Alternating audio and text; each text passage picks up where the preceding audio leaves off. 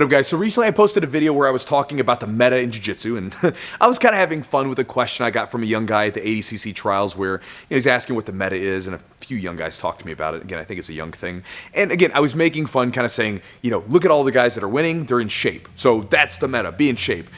And a fella commented to the video, which was something that I thought would be interesting to chew on. He says, hey, love the videos, been watching you for years.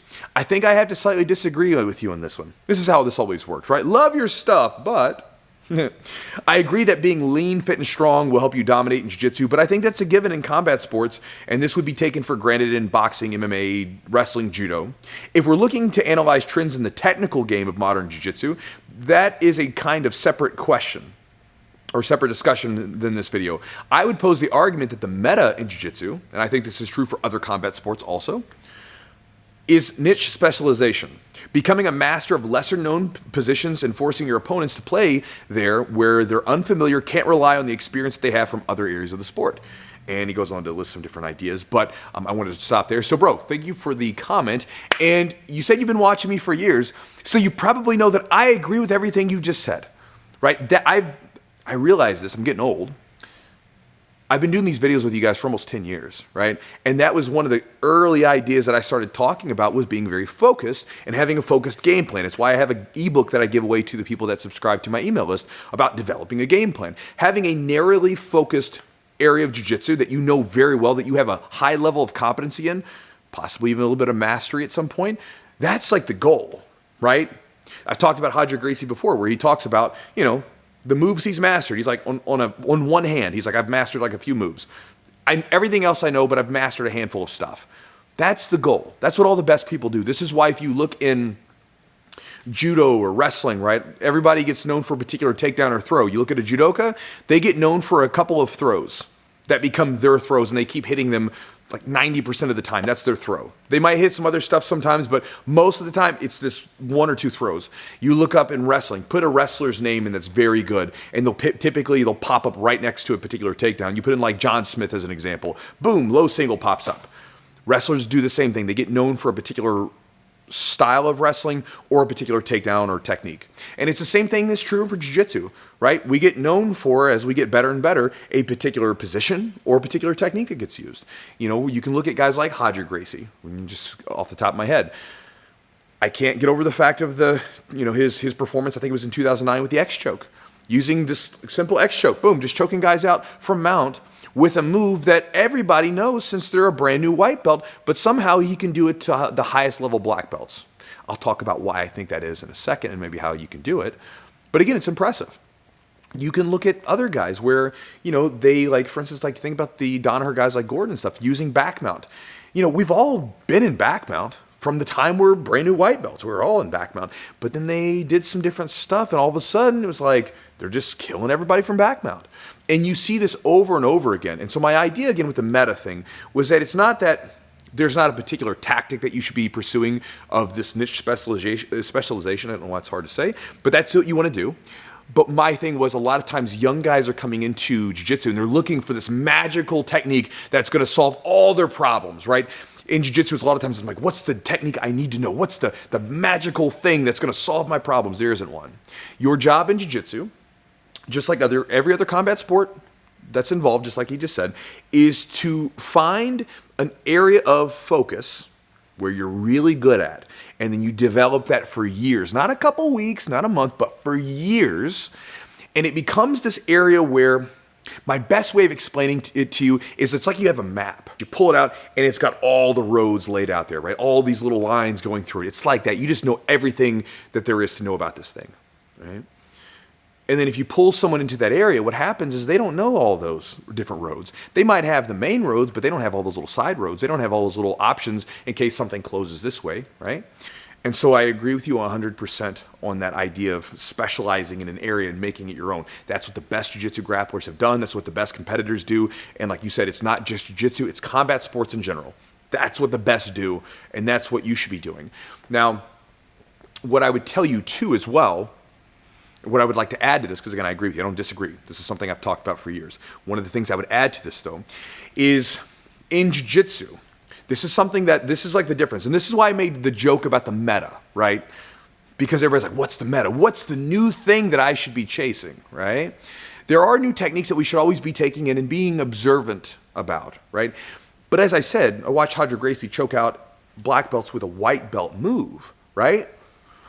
Watched guys like Gordon Ryan use a back mount, which everybody knows back mount, but he submits everybody with it, right? They're not doing anything that no one's ever seen before.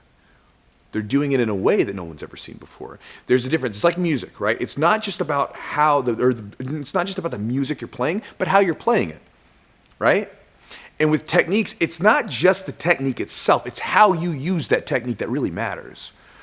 And so like a lot of times what will happen, and I felt this through my game, and I'm sure you have as well if you've been training long enough, when you start to use techniques, especially for years, like we're not talking about like a couple weeks or something. I'm talking about this is like long-term thinking, right? You're thinking about making this technique that's like a cornerstone of your game. When you start using a position or technique for years, it was taught to you in a certain way, you learned it in a certain way, all that starts to change and you start to make it your own. And then all of a sudden it becomes new again. Because like for instance, my double stack type passing. I learned like my double under passing the day I started jiu-jitsu. It was like one of the first jiu-jitsu techniques I ever learned. My first guard pass I ever learned was to double stack pass, right? The way that I use that pass now is completely different. And I'm able to use that pass, which is very, very simple, against black belts and take their back with it and set up submissions and everything else with it and do it very effectively. Now again, I'm not doing something they've never seen before, but my grips are different. My setups are different. And so when you think about it, when we're rolling, let's say you and I were rolling and we were having a good competitive back and forth match, we're not simply thinking about everything, are we? Right? We don't have time. If someone grabs into my collar and I'm having to fight off a choke, I'm not sitting there for about 5 or 6 seconds going, what do I need to do here? You act on instinct. You act on intuitive muscle memory, feeling. A lot of times we know to do certain things before we can even think about them because our body is reacting faster than our mind can sort of process everything. We all know this. You get into a good match, you can't think. You have to react. You have to move. So what happens is when you start to take these techniques and you start to mold them and change them and make them your own, the muscle memory that someone would use to recognize that particular technique starts to go away. It doesn't feel the same. It feels different. I can tell you that this works because there's certain takedowns, for instance, that I use that are like basic bread and butter takedowns that almost everybody knows, but I can change the grips up just a little bit, and now it's like a completely new technique. Their body doesn't recognize it. It's like foreign to them, right? You can see this a lot of times where if I want to go for an armbar and I'm grabbing on the back of your tricep, you grab someone's tricep, they instantly pull back. You touch someone's side of their neck and they've been doing jiu-jitsu for a while, their shoulders haunch up. But then there's other ways that we can attack the neck. There's other ways that we can isolate the arm that don't involve those same positions, and people are a lot slower to react to them. And so again, what happens is when you start to use your techniques for a long period of time, as you specialize, what you'll find is that you'll start to make them your own. They'll become new again. So even though they're not exactly new in the sense that nobody's ever seen them before, the way that you use them becomes new. I've seen guys that are really good, like at the trials recently, use full guard. And again, full guard is not new. Not telling you anything you don't know. But I guarantee you if you were to roll with them and feel their full guard and feel the way they move, it would probably feel new in a way where you're like, I don't feel this normally, right? And so that's just an idea to play with in your head, again, as you're talking about the meta, right? Because you're right, the meta is to develop a specialization of techniques, be very focused, and then you use that, you bring people into that specialization, make them play there, and you beat them with it, right? But along with that, understand that in jiu-jitsu, there is this idea that everybody's chasing some sort of technical silver bullet. They're looking for some technique to solve their problems. When again, maybe that sometimes is true, but in a lot of cases, it's not just about learning a new techniques.